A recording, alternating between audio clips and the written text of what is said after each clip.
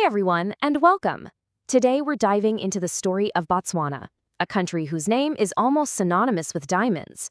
But now it's launching one of the boldest economic shakeups you'll see anywhere on the continent.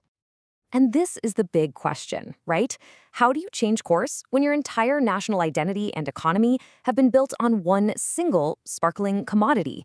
For decades, diamonds have been both a blessing and a curse for Botswana. And now, its leaders are making a huge bet on a very different future.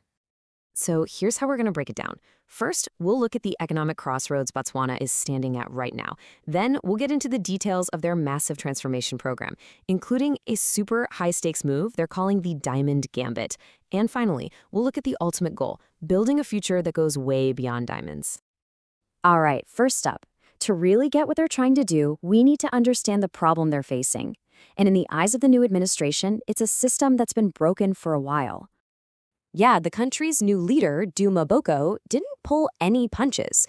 He flat out called the economy he inherited broken. And look, this wasn't just political talk. It had real consequences, like credit rating agencies downgrading the country. That's a huge red flag for international investors. And the root of the problem?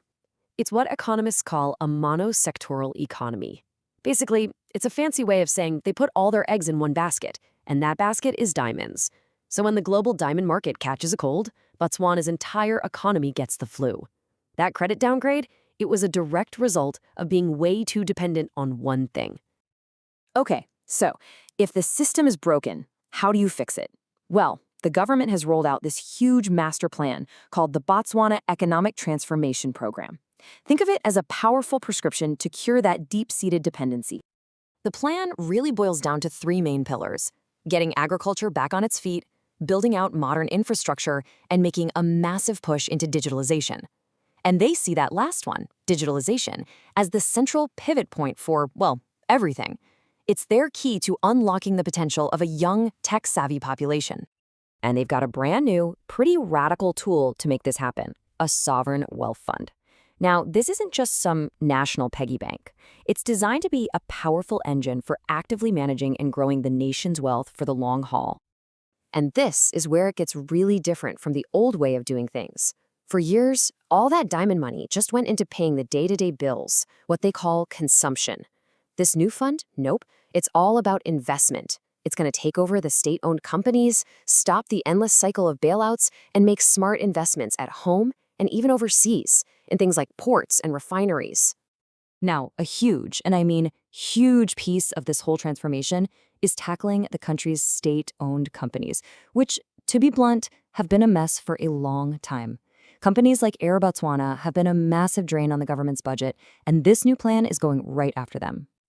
And the change in philosophy here is just night and day. You look at the old way, where you had managers without real industry know-how making terrible decisions, like buying planes that couldn't even fly. And then you look at the new approach.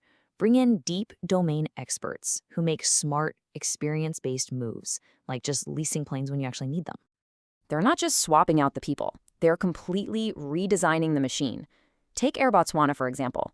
The plan is to unbundle it. So the Civil Aviation Authority just focuses on being a referee, a totally separate company manages the airports, and Air Botswana's only job is to be a great airline. Simple, right? Let each part do one thing and do it really well. Okay, now we get to the most dramatic, high-stakes part of this entire plan. It's about taking back control of the crown jewels themselves, the diamonds. So what kicked this all off? A massive shift in the corporate world. Anglo American, the mining giant that owns 85% of De Beers, basically announced they're looking to sell their stake. For Botswana, this was like a once-in-a-generation door swinging wide open. And this is Botswana's ace in the hole.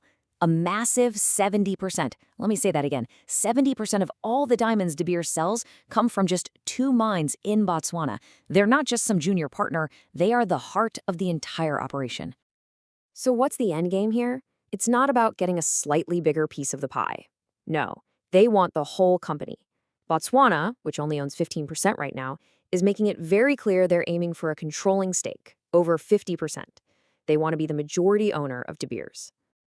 And you have to understand, this isn't just about the money. As their leader Duma Boko put it, it's a matter of economic sovereignty. It's about finally having the loudest voice in the room and controlling their most precious resource, from the mine all the way to the market. A huge part of taking control is to completely reboot the marketing for natural diamonds. With all the lab-grown synthetics out there, they've been losing ground. Their new message is simple and powerful. A fake can never, ever truly outshine the real thing. It's all about rarity, authenticity, and lasting value. But the big question is, can they actually afford a deal this massive? Well, it turns out they've been doing their homework. They're talking with international partners, including the Sovereign Wealth Fund of Oman.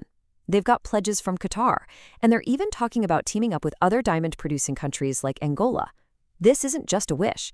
They've got a financial strategy. But here's the really interesting twist. Even as Botswana is making this huge play to control its diamond industry, the ultimate goal, the real prize, is to not need it anymore. Let's look at the long-term vision. Diversification, that's the word. And it's not just a buzzword. They're looking at other valuable stuff in the ground, like copper and rare earth minerals. They're jumping headfirst into that digitalization pivot with things like AI and telemedicine. And they're trying to build up a manufacturing base right at home for things like food processing. And get this, they're not talking about some vague 20-year plan. The administration has gone public with an incredibly ambitious deadline. They want to see real, fundamental changes to the economy in just the next 3 years. That's really bold. They're also playing the global game. They know that none of this works in a vacuum. So they're already in active talks with the United States, trying to get to zero tariffs on their diamond exports. A deal like that would be a massive financial win. So that brings us right back to the beginning. Botswana has laid out this incredibly bold, multi-layered plan to fix its past, take control of its present, and build a totally new future. But will it work? Is this massive gamble going to pay off, or are they just betting the farm on a resource whose best days might be behind it?